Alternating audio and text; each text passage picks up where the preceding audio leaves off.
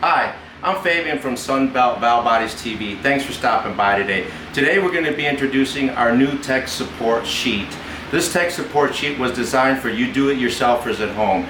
You get a lot of questions every month about what's wrong with transmission, how do I know I need a valve body, is my transmission bad, or I don't even know what's wrong with it. This is for you, okay? So we came up with this tech support sheet and we hope you utilize it, and we'll help you diagnose your cars because you'll be talking to an expert when you send in that information. So let's talk a little bit about the tools that we'll be using today to fill out this tech support sheet. So over here on the table, we have a professional scanner. Now I know a lot of you guys might not have this scanner, but this is the one I use. A lot of guys have those small handheld ones, or you have a buddy that has handheld one. It'd be great to be able to get the codes from that. For me, that information is really important when we're filling out the tech support sheet. The next thing we'll be using is a battery tester. What this tester does, it tests the condition of the battery and the charging system. This is really important because we want to make sure that the vehicle has enough voltage and charging ability, and the batteries are conditioned to run all the computers so the transmission shifts properly. The next thing we're going to be using a test light. This is just to check connections and grounds, and also to check for fuses. This is very important because a lot of the times you could just have a bad fuse and that could be causing you a problem with your transmission. So you have to do the due diligence to do all these checks out before you go condemning your transmission. And of course we got a couple picks and a pen, and then this is our tech support sheet. Now I already took the liberty to fill out the top part. I'm going to need your name of your company or your shop, the contact person, your phone number, your fax number, your email, your make and model of the vehicle, how many miles, what type of transmission it is, and a VIN number. The rest of the stuff I'm going to show you how to fill out right now in the rest of this video. And if you can fill out all this information fully for me, it gives me a great idea of what's going on with your transmission. Also, by the description that you're going to be writing on the bottom. This is very important that you write this down, exactly what's going on. It gives me an idea and a picture in my mind what's happening to your transmission. Okay, so at this point, let's go ahead and start filling out the tech support sheet. The first thing we're going to do is go ahead and get scanned for codes. Alright, so let me hook up my scanner, and then I'm going to go ahead and scan this car for codes. Now the vehicle that we'll be working on today is a 2008 Nissan Altima with a 2.5 liter motor. It also has the CVT transmission, which everybody loves. It's a JFO11E. This is one of the most common calls I get about this type of transmission. So let's get going. I'm going to go ahead and hook up my scanner at this point, and then I'm going to show you what I'm seeing on my scanner and what I'm looking for in order to give me the proper information so I can diagnose these transmissions for you correctly. So let's get started.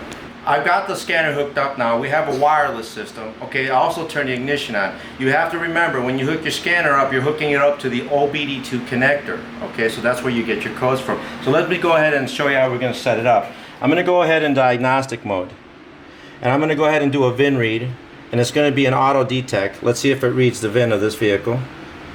Okay, it's a Nissan.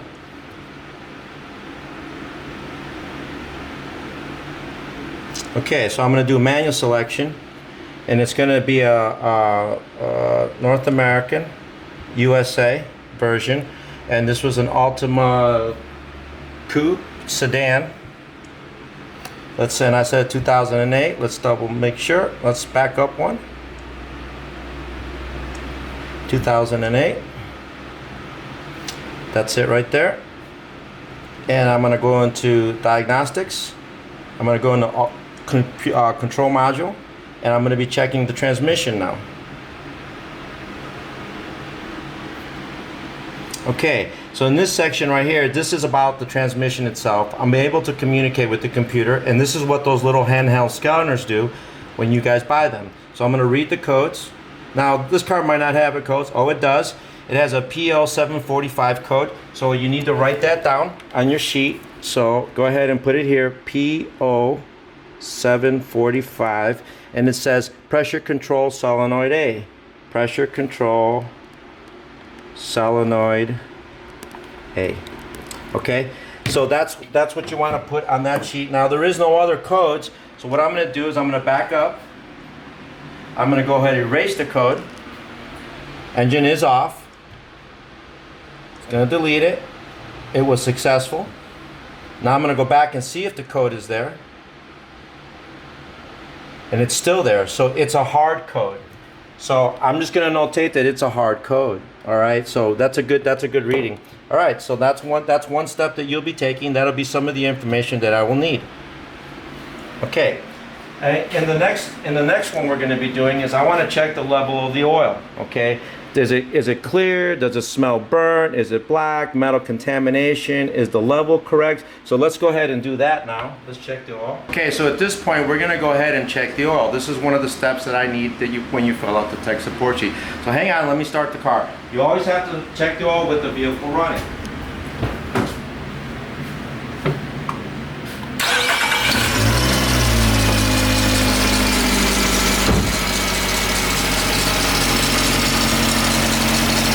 Okay, so let's go ahead and pull the dipstick out, and let's wipe it clean first. It's really important so we get an accurate reading. Now when you look at the oil, you want to make sure you're between the two lines. Also, when it's hot, it changes the level. So right now we just started this car. The level should be up here. As the car warms up, it should move up a little bit. Okay, so you got to remember your condition. So let's go ahead and check the oil level at this point. And it's right between the lines where it's supposed to be. If you look at it, it's right between the two little hash marks right there. Let's try it one more time to make sure we got a good reading.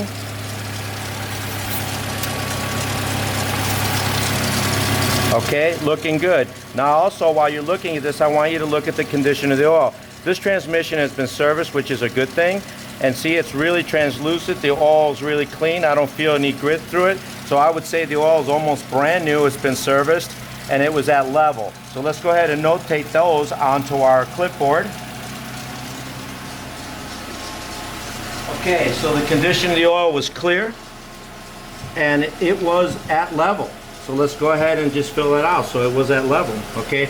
So the next thing I also want to know is when the last time the oil was serviced. If you're not sure of the last time you serviced it, it should be done every 30,000 miles. And remember the date if you can. So the next thing we're going to be checking is the cooling system condition. I want to check the fluid level. Is the cooling fan working?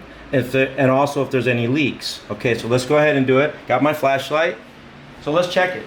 At this point here, what I want to do is just check the radiator, make sure there's no water leaking. And the thing is, the reason you do this because the engine cannot be running hot, and if it runs hot, it affects the transmission. So all I'm doing is checking the hoses. I'm making sure that there's no leaks in the system, okay? And then I'm just going to go ahead and open it. Now this car's not that hot, so it should be full, and the system is full, okay? So we got plenty of coolant inside the car, so that's good. Let me get a rag here. All right, now the other thing I'm going to check in the front, and I know it's hard to see, I just want to make sure the fans are free and that they're spinning, and they are. Put my dipstick back in. Also, one thing on the dipstick while we're here, it's got an O-ring on the dipstick. You got to make sure that you put the dipstick in or the transmission will not shift right. It has to be a sealed system, okay? So let me go ahead and start the car. So now as far as checking the cooling fan and make sure it's working properly, I did start the car and I turned the air conditioning on. This vehicle was just started, so it's cold still. There's thermostats that tell it to come on in the fan. So we're gonna let it run a little bit and pay attention for the fan coming on. Was there cooling system leaks? No. Was it at the level? Yes. Is the cooling fan on? We're waiting, so we're not sure exactly. Okay, and I also want to know when the last time the coolant was replaced. I also need the same thing. I need some miles and date. This information is very important for me. So let's go ahead and check the battery now. So we're going to check the condition of the battery. We're going to do a load test, and we're going to check to make sure that it's charging correctly, and then we're going to check connections and grounds. This is a battery load test, okay? The reason we perform this test is we want to make sure we have a good battery. Because if you have a battery that's not holding good cranking amps or being able to recharge, it won't work. So it's showing 12 volts. What I'm going to do is I'm going to put a load test on it. And with load test, it's like if you turn the headlights on, you got the radiator on, you turned on the air conditioning, it puts a load, and then the regulator kicks up the alternator. So this is the test simulated, and I hold it for 10 seconds.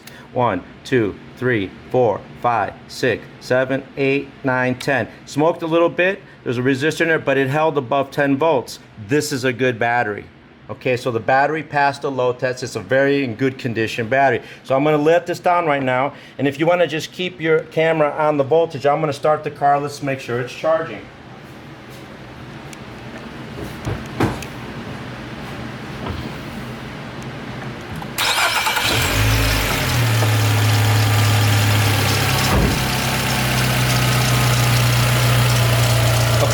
you can see now, if you're looking at the meter, it is charging. It's almost putting out 14 volts.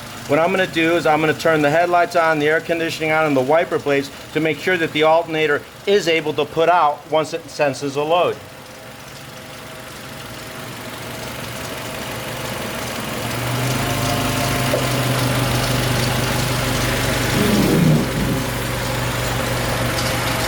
Now, as you can see, I turned on the headlights, I got the air conditioning on, I got the wipers on, and it's still putting out almost 14 volts.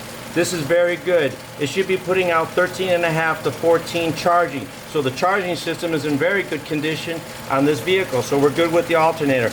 Now there's also one other little test I want to show you, and this is very important. This is called a wiggle test. And the reason you do a wiggle test is because you're checking for grounds and connections. You want to make sure that you don't have a bad connection, bad wiring causing your issue. So this is how you do a wiggle test.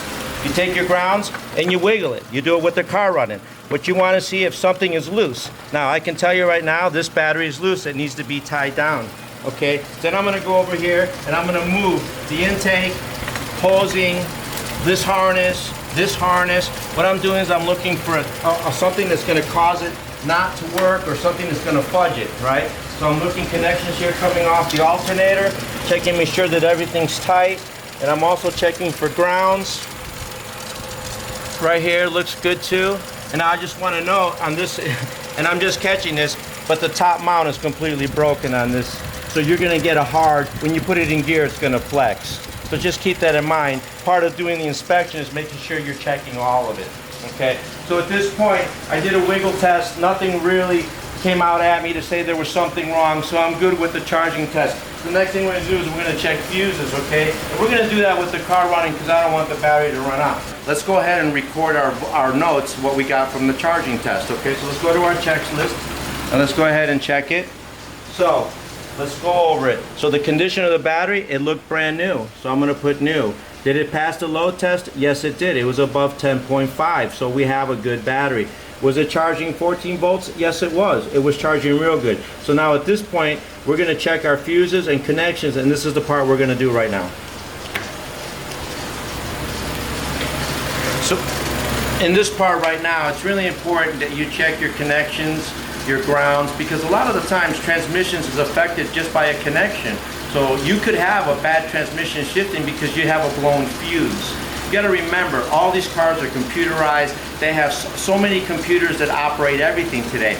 It's imperative that you have a good charging system, good grounds and connections. So let's go ahead and check the fuses. For the fuse, you can see what all the components are. So we have relays, we have VDF motors, ABS motors, BCM body control, ignition switches, radiator fans.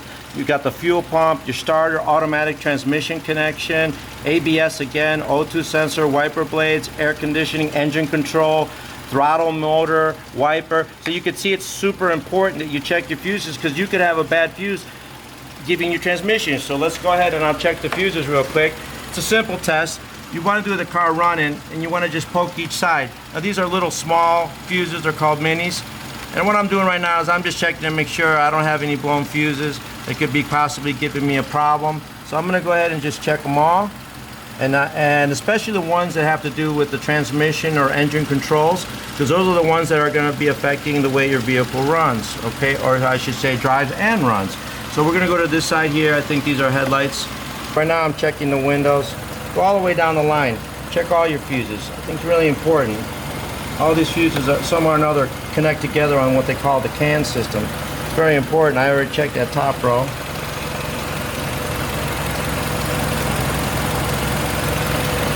That's good. Okay, so now that I've checked all the fuses in the fuse box, all the fuses are working properly. They're good, so that's a good check. And that's really important. You check them with the cover on. Also, I just noticed that on this side right here on the battery, it has another fuse panel. So what I can do is just check to make sure I got good continuity on both sides, which I do. So after we've checked all the connections, I just want to make a quick note about the battery hold down. This is something that you need to address because that battery needs to be held down. So let's talk a little bit about drivability problems and descriptions. This is a very important section of this tech support sheet, okay? I need to know exactly what the drivability issues are. Is the car bucking? Is the car stalling? Is it slipping? Is it not throttling? It does it when it runs okay when it's cold, and when it warms up it doesn't run good at all. It doesn't want to start properly. All these things are really important information that you need sent to me in the drivability section to give me a more accurate picture of what's going on with your transmission. That way I can give you my best assessment of what's going on and guide you in the right direction. Now remember, this is a new tech sheet. It's available at sunbeltvalvebodies.com. When you'll see it, it'll prompt you through all the prompts to be able to fill out the tech support sheet, and we'll get back to you within 24 to 48 hours. And don't forget, hit the subscribe button, hit the like button, and I'll see you soon.